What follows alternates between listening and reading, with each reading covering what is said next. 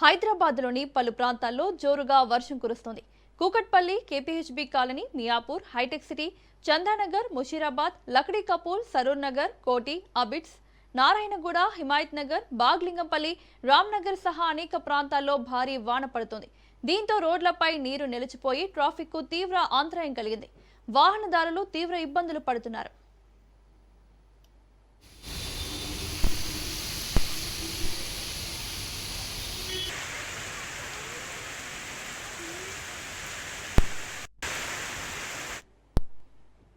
రోడ్లపై వర్షపు నీరు వచ్చి చేరింది. దాంతో పలు ప్రాంతాల్లో రోడ్లపై నీరు నిలిచిపోయింది.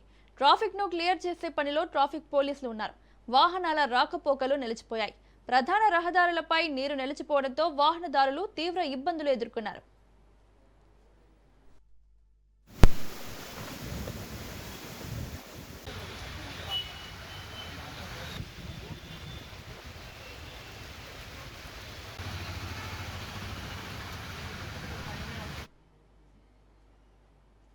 తెలంగాణలో వర్షాల నేపథ్యంలో రాష్ట్ర ప్రభుత్వం అప్రమత్తమైంది. ముఖ్యమంత్రి రేవంత్ రెడ్డి ఉన్నతాధికారులతో సమీక్ష నిర్వహించి కీలక ఆదేశాలు జారీ చేశారు.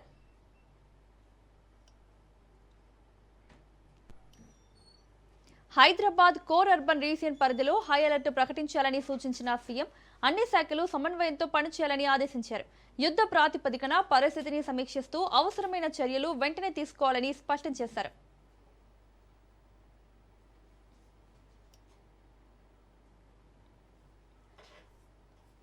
ముంపు ప్రాంతాల్లో ప్రత్యేకంగా అప్రమత్తంగా ఉండాలని, ప్రజలకు ఎలాంటి ఇబ్బందులు కలగకుండా ముందస్తు చర్యలు చేపట్టాలని అధికారులకు సూచించారు. అత్యవసర పరిస్థితులను ఎదుర్కొనేందుకు అన్ని విభాగాలు సిద్ధంగా ఉండాలని ఆదేశాలు జారీ అయ్యాయి.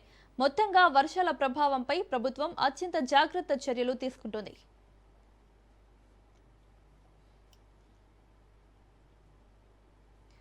తెలంగాణ కాంగ్రెస్ లో ఆడియో లీక్ వ్యవహారం తీవ్ర దుమారం రేపుతోంది.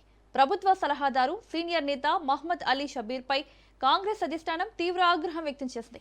టీపీసీసీ చీఫ్ మహేష్ కుమార్ గౌడ్ తో పాటు మహిళా నేతలనుద్దేశించి షబీర్ అలీ చేసినట్లుగా చెబుతున్న కొన్ని వివాదాస్పద వ్యాఖ్యల ఆడియో సోషల్ మీడియాలో వైరల్ గా మారింది. సొంత పార్టీ నేతలపై, ముఖ్యంగా పీసీసీ అధ్యక్షుడిపై ఇలాంటి వ్యాఖ్యలు చేయడంపై ఏఐసీసీ క్రమశిక్షణ సంఘం తీవ్రంగా పరిగణించింది.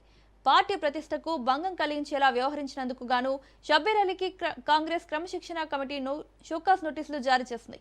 ఈ నోటీసులపై నిర్ణీత గడువులోగా వివరణ ఇవ్వాలని ఆదేశించింది. సొంత పార్టీ సీనియర్ నేతపై ఇలా అధిష్టానం చర్యలకు దిగడం రాజకీయ వర్గాల్లో హాట్ టాపిక్ గా మారింది.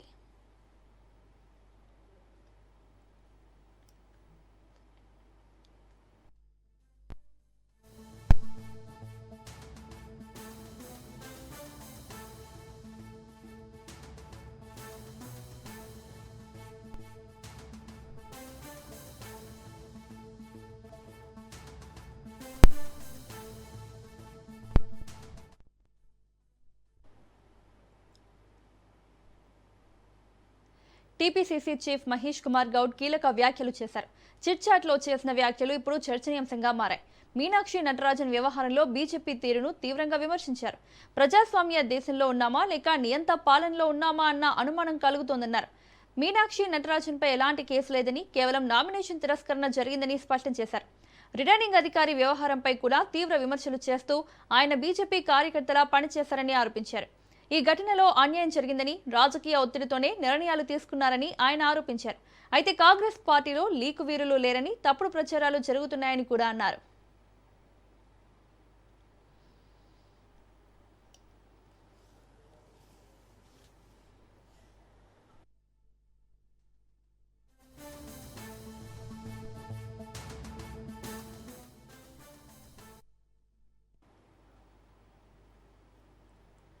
BRS working president KTR Congress ప్రభుత్వంపై తీవ్ర స్థాయిలో ధ్వజమెత్తారు. శనివారం సిరిసిల్లలో నిర్వహించిన పార్టీ నాయకులు, కార్యకర్తల సమావేశంలో పాల్గొన్న ఆయన పార్టీ శ్రేణులన్నీ ఐక్యంగా ముందుకు సాగాలని పిలుపునిచ్చారు. సీఎం రేవంత్ రెడ్డికి తనతో ఉన్న వ్యక్తిగత విభేదాల కారణంగా సిరిసిల్లలోని బీఆర్ఎస్ నాయకులను లక్ష్యంగా చేసుకోవద్దని కేటీఆర్ విజ్ఞప్తి చేశారు. బతుకమ్మ చీరల ఆర్డర్లను రద్దు చేయడం ద్వారా స్థానిక చిన్న తరహా పరిశ్రమలను ప్రభుత్వం దెబ్బతీసిందని ఆరోపించారు.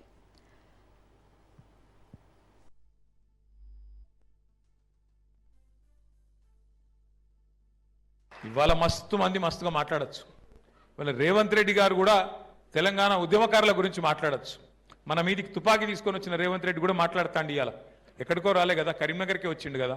ఆయన కూడా ఇవాళ తెలంగాణను ఆయనే సాధించినట్టు, ఆయననే పుట్టించినట్టు ఆయన కూడా మాట్లాడతాడు. మస్తు మంది మాట్లాడొచ్చు. అంటారు చూడు డైలాగ్, టైం ఎట్లుంటది అంటే అప్పుడప్పుడు టైం బాగాలేకపోతే వానపాము కూడా నాగుపాము లెక్క బుసలు కొడుతుంది. గట్లున్నది ఇవాళ పరిస్థితి. మనకు తెలంగాణ తెచ్చి కష్టపడ్డది మీరు, కేసీఆర్ గారి నాయకత్వంలో పోరాటం చేసింది మీరు, కష్టించి చివరికి తెలంగాణ తెచ్చింది మీరు. కానీ ఆ వచ్చిన తెలంగాణ ఇవాళ మనం పాట పాడుకునే పరిస్థితి వచ్చింది. ఎవని పాలైందిరా తెలంగాణ అని చెప్పి ఇలా పాట పాడుకునే దుస్థితి వచ్చిన మాట వాస్తవం. ఇదేదో నేను ఉత్తగానే చెప్తలేను, ఆ లెక్కలతో సహా ఇప్పుడు నేను మీకు చెప్పే ప్రయత్నం చేస్తాను. మొన్న మీరు చూసినారు, పశ్చిమ బెంగాల్లో మమతా బెనర్జీ గారు ఓడిపోయినారు. వెస్ట్ బెంగాల్లో 95 లక్షల ఓట్లు అక్కడ ఎలక్షన్ కమిషన్ ఆఫ్ ఇండియా తీసేసింది. బీహార్ లో అక్కడ లాలూ ప్రసాద్ యాదవ్ గారి పార్టీ గెలుస్తుందని చాలా మంది అనుకున్నాం. ఆ పార్టీ ఓడిపోయింది. 65 లక్షల ఓట్లు అక్కడ తీసేసిండ్రు. తమిళనాడులో అక్కడ కూడా మన స్టాలిన్ గారు ఓడిపోయినారు. స్టాలిన్ గారు సొంత నియోజకవర్గంలో 80,000 ఓట్లు తీసేసిండ్రు. ఆయన ఒక 10-15 ఓట్లతో ఆయన ఓడిపోయాడు. ఇప్పుడు 25 జూన్ నుంచి ప్రారంభమయ్యే కార్యక్రమం ఏదైతే ఉన్నదో స్పెషల్ ఇంటెన్సివ్ రివిజన్, ఇది చాలా చాలా చాలా ముఖ్యమైన కార్యక్రమం. ఎస్ఐఆర్ అంటే పెద్ద అర్థం కాని ముచ్చటేం కాదు. ఓట్ల వడపోత కార్యక్రమం, ఓటర్ లిస్టును జల్లడబట్టే కార్యక్రమం, గంత తప్ప ఏం లేదన్న. దాని విషయం ఒకసారి మీకు చెప్తా. ఇది మొదటిసారి జరగలేదు, ఇది మొదటిసారి జరుగుతలేదు భారతదేశంలో. ఇది వరకు 13 సార్లు జరిగింది, ఇది 14వసారి. కానీ ఈసారి కొన్ని అనుమానాలు ఉన్నాయి కాబట్టి మనం జాగ్రత్తగా మనం ఉంటే మంచి జరుగుతుందన్న ఉద్దేశంతో ఎన్నికల కమిషన్ దగ్గరికి మన పార్టీ తరఫున నేనే పోయి ఎన్నికల కమిషన్ బీహార్ అప్పుడే మమ్మల్ని అందరినీ పిలిచింది. 6 నెలల కిందట 9 నెలల కింద పిలిస్తే పోయి అడిగినాం, సార్ మీరు ఇదేదో అధికారిక ప్రక్రియ అని చెప్పి ఆఫీసర్లకు అప్పచెప్తే కాదు, మీరు కంపల్సరీ ప్రతి పార్టీకి సంబంధించిన నాయకులు కార్యకర్తలు ప్రతి పోలింగ్ బూత్ లో ఉంటారు, మాకు కూడా అవకాశం ఇవ్వాలి, ఆల్ పార్టీ కమిటీ వేయండి అని మనం అడిగినాం. అడిగితే దానికి అనుగుణంగానే ఇవాళ బూత్ లెవెల్ ఏజెంట్ ఒక్కొక్క పార్టీకి ఒక్కొక్క ఏజెంట్ను నియమించుకునే వెసులుబాటు. హైదరాబాద్ దుండిగల్ ఎయిర్ ఫోర్స్ అకాడమీలో కంబైన్డ్ గ్రాడ్యుయేషన్ పరేడ్ కనువిందుగా సాగింది. భారత వాయుసేనలో శిక్షణ పూర్తి చేసుకున్న ఫ్లైట్ క్యాడెట్లను వీడ్కోలు పలికే ఈ ప్రతిష్టాత్మక వేడుకకు కేంద్ర రక్షణ శాఖ మంత్రి రాజ్నాథ్ సింగ్ ముఖ్య అతిథిగా హాజరయ్యారు. దేశ రక్షణలో వాయుసేన పోషిస్తున్న పాత్రను రక్షణ మంత్రి రాజ్నాథ్ సింగ్ కొనియాడారు. అత్యాధునిక సాంకేతికతను అందిపుచ్చుకుంటూ ఎలాంటి సవాళ్లనైనా ఎదుర్కొనేందుకు యువ అధికారులు సిద్ధంగా ఉండాలని పిలుపునిచ్చారు.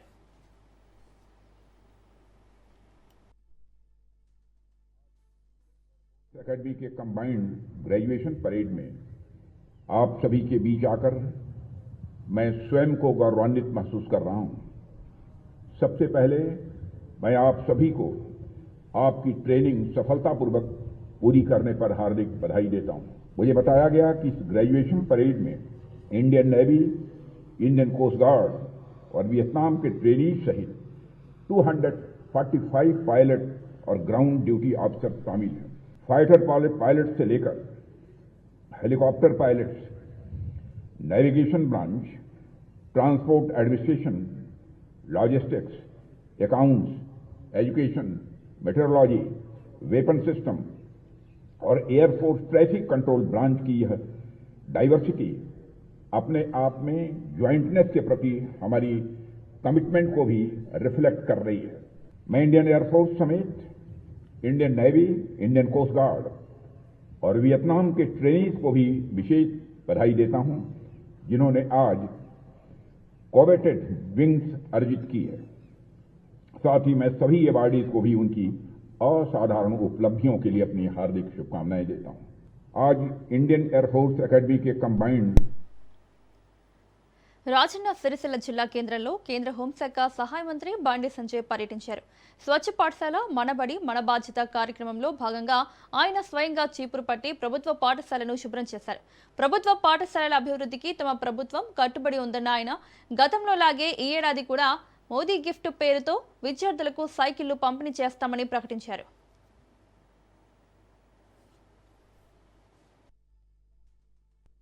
12 సంవత్సరాల నరేంద్ర మోడీ గారి యొక్క విజయవంతమైనటువంటి పాలన సందర్భంగా దేశవ్యాప్తంగా అనేక కార్యక్రమాలు నిర్వహించడం, సేవా కార్యక్రమాలు నిర్వహించడం, రైతు సమ్మేళనాలు గాని, యువ సమ్మేళనం గాని, మేధావుల సమ్మేళనం గాని, ఇట్లా అనేక రకాల కార్యక్రమాలు నిర్వహించే ప్రయత్నం చేస్తున్నాం. దేశంలో ఎక్కడ లేని విధంగా కరీంనగర్ పార్లమెంట్ నియోజకవర్గంలో స్వచ్ఛ పాఠశాల మన బాధ్యత, స్వచ్ఛ పాఠశాల పేరుతోని ఈ రోజు కరీంనగర్ పార్లమెంట్ నియోజకవర్గంలో అన్ని పాఠశాలను శుభ్రం చేయడం. ఈ నెల 15వ తారీఖు నుంచి పాఠశాల తెరవాలని చెప్పి రాష్ట్ర ప్రభుత్వం నిర్ణయించింది. కానీ ఒక బాధ్యతగా ఒక సేవా కార్యక్రమం చేయాలని చెప్పి ఉద్దేశంతో, ఒక స్ఫూర్తిదాయకమైన కార్యక్రమం ఉండాలని చెప్పి ఉద్దేశంతో రాజకీయాలకు అతీతంగా పిలుపు భారతీయ జనతా పార్టీ అయినప్పుడు కూడా ఇక్కడ కండువ లేకుండా ఏం లేకుండా అన్ని పార్టీల భాగస్వామ్యము అందరం కలిసి మన పాఠశాలను మనం శుభ్రం చేసుకుందామని చెప్పి ఒక ఆలోచనతోని ఒక ప్లాన్ ప్రకారం ఒక పద్ధతి ప్రకారం ఈ కార్యక్రమాన్ని ఈరోజు పార్లమెంట్ నియోజకవర్గానికి పూర్తి స్థాయిలో విజయవంతమైంది.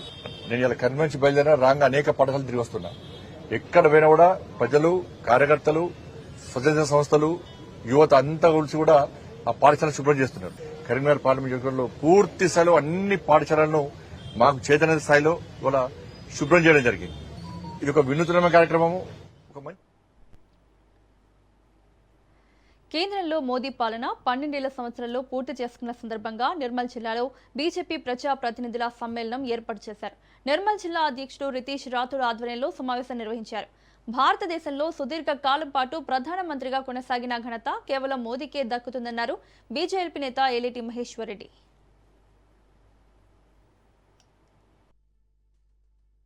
భారతదేశంలో అత్యధిక కాలం ఎలక్టెడ్ ప్రధానమంత్రిగా రికార్డు సృష్టించి ఎనలేని సేవలు ఈ దేశానికి ఇచ్చినటువంటి గొప్ప నాయకులు, ఈ దేశంలో అనేక సంస్కరణలు తీసుకొచ్చి దేశ అభివృద్ధిలో పునాది వేసి ఈ దేశాన్ని ఆర్థిక శక్తిగా మార్చినటువంటి నరేంద్ర మోడీ గారికి ముందుగా శుభాకాంక్షలు తెలియజేస్తున్నాను.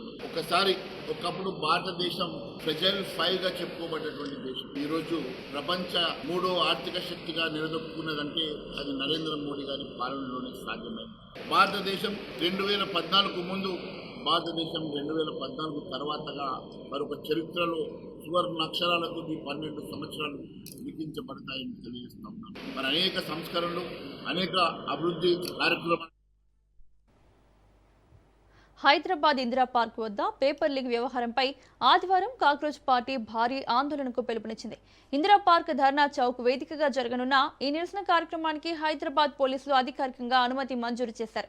పేపర్ లీకేజీల వల్ల వేలాది మంది నిరుద్యోగ యువత భవిష్యత్తు అంధకారమవుతోందని, దీనికి నిరసనగా తాము ధర్నా చౌక్ వద్ద శాంతియుతంగా ఆందోళన చేపడుతున్నట్లు కాక్రోచ్ పార్టీ ప్రతినిధులు వెల్లడించారు.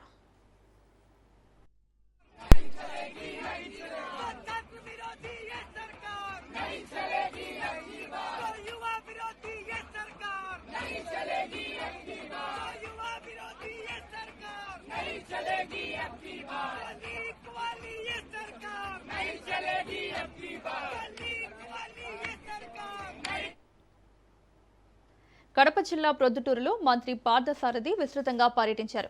బోలవరం పరిధిలోని జగనన్న కాలనీని సందర్శించి అక్కడి పరిస్థితులను పరిశీలించారు. జగనన్న కాలనీలో లబ్ధిదారులందరికీ అవసరమైన మౌలిక వసతులు కల్పించి నివాసయోగ్యంగా తీర్చిదిద్దుతామని మంత్రి తెలిపారు. రాష్ట్ర వ్యాప్తంగా ఇప్పటికే 4 లక్షలకు పైగా ఇళ్లను లబ్ధిదారులకు అందించామని చెప్పారు. ప్రొద్దుటూరు నియోజకవర్గంలో జరుగుతున్న హౌసింగ్ ప్రోగ్రాంకి సంబంధించి లబ్ధిదారులు పడుతున్న ఇబ్బందుల్ని, లబ్ధిదారులు నష్టపోయిన విధానాన్ని గౌరవ శాసనసభ్యులు వరదరాజరెడ్డి గారి పెద్దలు ఎప్పుడు అవకాశం వచ్చినప్పుడు కలిసినప్పుడల్లా కూడా ఈ విషయాన్ని మాట్లాడుతున్నాను. అసెంబ్లీలో కూడా ప్రస్తావించడం జరిగింది. ఇటువంటి అవకతవకలు, అవినీతి రాష్ట్ర వ్యాప్తంగా కూడా జరిగిందని విషయం ప్రభుత్వం దృష్టికి వచ్చినప్పుడు ప్రభుత్వం రాగానే మరి ఒక విజిలెన్స్ రిపోర్ట్ వేయటం, విజిలెన్స్ కమిషన్ వేయటం, వాళ్ళు ఎంక్వైరీ చేయటం, ఎంక్వైరీ రిపోర్ట్ కూడా సబ్మిట్ చేయడం జరిగిందని చెప్పేసి మనం చేస్తాం. ప్రతి కేసు బై కేసు ఎటువంటి చర్యలు తీసుకోవాలో ఇప్పటికే ప్రభుత్వం చర్యలు స్టార్ట్ చేసింది. దాంట్లో భాగంగా ఎవరైతే కాంట్రాక్టర్లు థర్డ్ ఆప్షన్ లో కాంట్రాక్టర్లు మోసం చేశారో వారి మీద క్రిమినల్ కేసులతో పాటు రెవెన్యూ రికవరీ యాక్ట్ కింద కూడా చర్యలు తీసుకోమని చెప్పేసి మరి డిపార్ట్మెంట్ ని ఆదేశించడం, పోలీస్ స్టేషన్ లో కేసులు నమోదు చేయటం, కలెక్టర్స్ కూడా తగిన ఆదేశాలు ఇవ్వడం కూడా జరిగిందని చెప్పేసి మనం చేస్తాం. ఇక మిగతా శాఖాపరంగా అవకతవకలు జరుగుంటే కొంతమంది అధికారుల మీద ఇప్పటికే చర్యలు తీసుకున్నాం. ఇంకా కూడా ఇంకేదన్నా ఉంటే వాళ్ళ మీద కూడా చర్యలు తీసుకుంటానికి మేము సిద్ధంగా ఉన్నామని చెప్పేసి కూడా. వైసీపీ హయాంలో అసంపూర్తిగా మిగిలిపోయిన మెడికల్ కాలేజీల పునర్నిర్మాణాన్ని పూర్తి చేసేందుకు ఎన్డీఏ ప్రభుత్వం పీపీపీ విధానాన్ని తీసుకొచ్చిందని మంత్రి సత్యకుమార్ స్పష్టం చేశారు. ఎన్ఆర్ఐ కోట, యాజమాన్య కోట అమలు ద్వారా కాలేజీల నిర్మాణానికి మార్గం సుగమవుతుందని తెలిపారు. రాష్ట్రంలోని 8 మెడికల్ కాలేజీలకు వయబిలిటీ గ్యాప్ ఫండింగ్ అందించేందుకు కేంద్ర ప్రభుత్వం అంగీకరించిందని వివరించారు. నేను వచ్చిన కొత్తలో 21 కోట్ల ఒక జీవో ఇచ్చారు. ప్రైమరీ హెల్త్ సెంటర్లు 88 శాంక్షన్ అని అయిపోయింది. 22లో మళ్ళీ ఒక జీవో ఇచ్చారు, మళ్ళీ ప్రైమరీ హెల్త్ సెంటర్లు అని. అది అయిపోయింది. అది దీంట్లోకి వాస్తవ రూపంలోకి రాలే, మళ్ళీ ఇచ్చారు. నాకు అర్థం కాలేదు ఏంటి, ఎందుకు ప్రైమరీ హెల్త్ సెంటర్లని మంజూరు చేయడానికి సంవత్సరం ఎందుకు ఇవ్వాలా? ఏదో సినిమాలో డైలాగ్ లాగా చేయాలి చెల్లి పెళ్లి మళ్ళీ అని చందంగా మళ్ళీ జీవోలు ఇచ్చారు తప్పిస్తే అది వాస్తవ రూపం రాలే. ప్రభుత్వం వచ్చిన తర్వాత దానికి ఇంకో 12 కలిపి 195 కోట్లతో ఇవాళ ఈ 100 ప్రైమరీ హెల్త్ సెంటర్లని ఇవాళ కొత్తగా మంజూరు చేయడం జరిగింది. అదేవిధంగా ప్రధానంగా నేను ఫస్ట్ పాయింట్ ఆఫ్ కేర్ అన్నాను, కేంద్ర ప్రభుత్వం సహకారం అందిస్తుంది. ఈ విలేజ్ ఆయుష్మాన్ ఆరోగ్య మందిర్లు, విలేజ్ హెల్త్ క్లినిక్లు అంటారు. దాని మీద గతంలో అటువంటి గ్రామీణ ప్రాంతాల్లోనే వారికి అందుబాటులో ఉంటూ MLHPలు, CHOలు, ఆశాలు, ANMలు అక్కడ ఒక నాణ్యమైన వైద్యులు అంటే పైదాకా రాకుండా అక్కడే చిన్న స్థాయిలో అందించాల్సిన సేవలు అందించే అవకాశం ఉన్నప్పటికీ కూడా 5 సంవత్సరాల్లో కేంద్ర ప్రభుత్వం సహకారం అందిస్తున్నా కూడా ఈ ఫైనాన్స్ కమిషన్ ద్వారా కానీ లేదా prime minister Ayushman Bharat health infrastructure machine కింద సహకారం అందిస్తుండగా నిర్మించలే. 3105 మాత్రమే గ్రామీణ ప్రాంతాల్లో 10,032. ఆంధ్రప్రదేశ్లో మెగా డిఎస్సీ చుట్టూ ఇప్పుడు తీవ్రమైన రాజకీయ తుఫాను ముసురుకుంది. కూటమి ప్రభుత్వం ప్రతిష్టాత్మకంగా చేపట్టిన ఈ నియామకాల్లో హిమాలయాలంతా అవినీతి జరిగిందని, ఇది నిరుద్యోగుల జీవితాలతో ఆడుకునేందుకు చేసిన ఒక మెగా స్కామ్ అని మాజీ సీఎం జగన్మోహన్ రెడ్డి సంచలన ఆరోపణలు చేశారు. ముఖ్యమంత్రి చంద్రబాబు, విద్యాశాఖ మంత్రి నారా లోకేష్ నేతృత్వంలోనే ఈ దందా సాగిందని ఆయన మండిపడ్డారు. ఏపీ చరిత్రలోనే ఎన్నడూ లేని విధంగా 16,000కు పైగా పోస్టుల భర్తీ ప్రక్రియలో పారదర్శకతను పూర్తిగా తుంగలో తొక్కారని జగన్ విమర్శించారు. 10 గంటలకల్లా వచ్చేస్తాం సార్, వచ్చి మీకు కాల్ చేస్తాం సార్ ఈ నెంబర్కి. మాక్సిమం ఒకరు వస్తే బెటర్, 2 వస్తే కూడా ఒకరితోనే కదా మాట్లాడేది. ఇంకా మీరు నెక్స్ట్ వాళ్ళకి చెప్తారు కదా సార్. ఏం లేదు, కొంచెం ఇది సీక్రెట్ గా చేసుకునేది కదా. ఓకే, తప్పకుండా సార్, నాకు అర్థమైంది సార్. అంటే ఏం లేదు సార్, ఎంతనంటే నేను ఒకసారి మరి ఫిగర్ చెప్తే నేను ఒకసారి రెడీ చేసుకుంటాం సార్, మేము కూడా అందుకని అడుగుతున్నాం సార్. సార్ ఇది డిఎస్సి లో పోస్టింగ్, మీకు ఐడియా ఉంది? అవును సార్. మీరు వచ్చేసి మార్కెట్ ఇప్పుడు 15 లక్షలు అట్లా నడుస్తుంది. బాబాయ్ అంతంటే పెట్టలేమండి. ఏంటంటే డైరెక్ట్ గా పోస్టింగ్ ఇవ్వటమే కదా. సరే, అది ఏదన్నా మీరు వచ్చి మాట్లాడితే నెగోషియేషన్స్ చేద్దామంటే చేద్దాం. సరే సార్, అయితే ఓకే అండి. మాట్లాడతాను. ఓకేనా? అలాగే అండి. వీలైతే నేను యాక్చువల్ ఏంటంటే నేను ఇప్పుడు టైం తక్కువ ఉంది కాబట్టి ఇంటికే పిలిపించి మాట్లాడతాను. మా ఇంట్లోనే మాట్లాడుకుందాం. ఓకే సార్, అలాగే సార్. కొంచెం పర్సనల్ గా వస్తే మాట్లాడి చేద్దాం. తప్పకుండా సార్. కొంచెం పర్సనల్ గా రండి, ఎవరితో ఇది డిస్కస్ చేసుకోవాలి. లేదండి, చెప్పిందండి మా చెల్లి చెప్పిందండి. పోస్ట్ ఇంపార్టెంట్ కదా సార్, మా ప్రజెంట్ వస్తామండి, చూసుకుంటాం సార్. ఏపీలోని కూటమి ప్రభుత్వ వైఫల్యాలపై ఎమ్మెల్సీ బొత్స సత్యనారాయణ మండిపడ్డారు. రాష్ట్రంలో నిత్యావసర సరుకుల ధరలు ఆకాశాన్నంటాయని తెలిపారు. విద్యాశాఖను చెడగొట్టాలని లోకేష్ కు ఆ శాఖ అప్పగించారా? ధరలు పెరగడంతో సామాన్యులు తీవ్ర ఇబ్బందులు పడుతున్నారు. రైతులు పండించిన పంటలకు గిట్టుబాటు ధర ఉందా? కూటమి ప్రభుత్వ వెన్నుపోట్లపై పెద్ద ఎత్తున ఆందోళన చేపట్టామన్నారు. భవిష్యత్తులో ఇలాంటి పోరాటాలు మరిన్ని చేయాల్సిన అవసరం ఉందని, 2 ఏళ్లలో ఏదో సాధించినట్లు వెన్నుపోటీ పార్టీ చెప్పుకుంటుందన్నారు. ఇచ్చిన వాగ్దానాన్ని 2 సంవత్సరాలు నెరవేర్చారా? పోనీకు ఈ వాగ్దానాలు ఇచ్చాము, 1-2 చేసాము, ఇంకా 3-4 సంవత్సరాలు ఉన్నాయి, మేము చేస్తాము అని చెప్తే పర్వాలేదు. ఒక వాగ్దానం అయితే ఇది ఆడపిల్లలు అయితే ఇస్తానన్న కార్యక్రమం అయితే ఏకంగా మనకు చేయము, దానికి ఆల్టర్నేటివ్. జగన్ సంక్షేమ పాలన కోసం ప్రజలు ఎదురు చూస్తున్నారన్నారు మాజీ మంత్రి విడుదల రజని. మాయ మాటలతో అధికారంలోకి వచ్చి ఏపీ ప్రజలను కూటమి ప్రభుత్వం మోసం చేస్తుందన్నారు. చంద్రబాబువి గాలి మాటలని ప్రజలు తెలుసుకున్నారన్న విడుదల రజని అన్ని వర్గాల ప్రజలను చంద్రబాబు మోసం చేశారని విమర్శించారు. నవరత్నాలను పవిత్రంగా భావించి ప్రజలకు అందించామని గుర్తు చేశారు. ముఖ్యమంత్రిగా 2 ఏళ్లు పూర్తి చేసుకున్నాడని నిన్న తిరుపతిలో సభ పెట్టుకుని సెల్ఫ్ డబ్బా ఏ విధంగా కొట్టుకున్నాడో మీ అందరు కూడా చూశారు. ఇక అందులో విధ్వంసం నుంచి వికాసమట, పీడకల నుంచి ప్రగతి తీరాలకట, ఇలా చంద్రబాబు నాయుడు గారు ఎలివేషన్ల డైలాగులతో వాళ్ళకే కితాబిచ్చుకుంటూ మరి ఏ విధంగా మాట్లాడారో చూసాము. అలాగే వాళ్ళ యొక్క పత్రికలు కూడా ఇవన్నీ కూడా తాటికాయంత అక్షరాలతో పెద్ద పెద్ద హెడ్డింగ్స్ పెట్టి ఏ విధంగా మరి ఈ రోజు రాశారో మనం అంతా కూడా చూసాం. మరి ఏం ప్రగతి సాధించారు ఇల్లు, ఏం ప్రగతి సాధించారో మరి గాని ప్రజలకు మాత్రం ఏ వికాసం కల్పించారో చెప్పాలి. మనం చూసాము చంద్రబాబు నాయుడు గారు గతంలో పోలవరం ప్రాజెక్ట్ దగ్గర కొంతమంది మహిళలందరినీ అక్కడికి తోలి ఆయన జయము జయము చంద్రన్న అని చెప్పి ఏ విధంగా మహిళల చేత మరి చిడతలు కొట్టిస్తూ పాటలు పాడించుకున్నారో మనం అంతా కూడా చూసాము. ఆ తర్వాత ఆ ఎలక్షన్ లో మరి ఏ విధంగా ఆయన మహిళలతో చిడతలు కొట్టించుకున్నారో మరి అదే ఎలక్షన్ లో జనం చాచి కొట్టారు 23కి మరి పడిపోయారు జనం చాచి కొడితే. ఒకవైపు ఏమో చంద్రబాబు నాయుడు గారి ప్రభుత్వం ఏదో సాధించినట్టు, వాళ్ళేదో ఘనత సాధించినట్టు, అసలు వాళ్ళు ఫుల్ అసలు సూపర్ సక్సెస్ అయినట్టు, ఇక వాళ్ళ ప్రభుత్వం గురించి వాళ్ళే ఇష్టం వచ్చినట్టుగా వాళ్ళే సెల్ఫ్ డబ్బా కొట్టుకోవడం చూస్తా ఉన్నాం. మరి రాష్ట్ర ప్రజలేమో ఈ చంద్రబాబు నాయుడు గారు ఈయన ఎప్పుడు దిగిపోతారు, చక్కగా సంక్షేమం అందించినటువంటి జగనన్న సంక్షేమ పాలన ఎప్పుడు వస్తుందా అని చెప్పి ఒకవైపునేమో రాష్ట్ర ప్రజలంతా కూడా ఎదురు చూస్తున్నారు. వైసీపీ ఎమ్మెల్సీ వరద కళ్యాణి కూటమి ప్రభుత్వంపై తీవ్ర విమర్శలు గుప్పించారు. మహిళలకిచ్చిన హామీలను నెరవేర్చడంలో ప్రభుత్వం విఫలమైందని ఆరోపించారు. ఆడబిడ్డ నిధి పేరుతో ఏటా 18,000 రూపాయలు ఇస్తామని చెప్పి అధికారంలోకి వచ్చిన తర్వాత ఆ పథకాన్ని అమలు చేయలేదని విమర్శించారు. సూపర్ 6 పథకాల పేరుతో ప్రజలకు హామీలు ఇచ్చినప్పటికీ 2 ఏళ్లు గడిచినా ఏ ఒక్క పథకం సక్రమంగా అమలు కాలేదని ధ్వజమెత్తారు.